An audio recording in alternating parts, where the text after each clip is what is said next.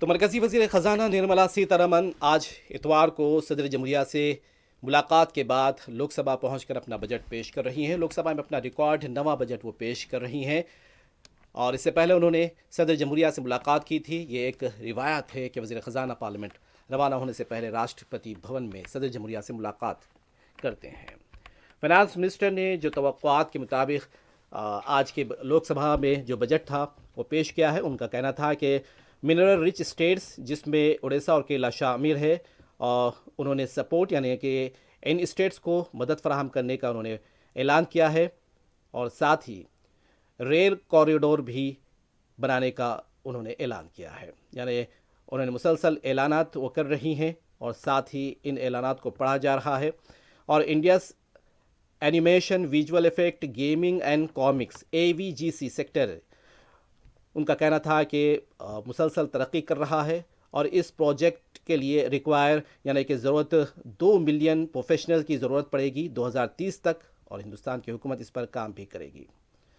اور ساتھ ہی انہوں نے مختلف اعلانات بھی کیے ہیں، مسلسل وہ وکست بھارت کی بات کر رہی ہیں، اسے وکست بھارت کا بجٹ بھی کہا جا رہا ہے۔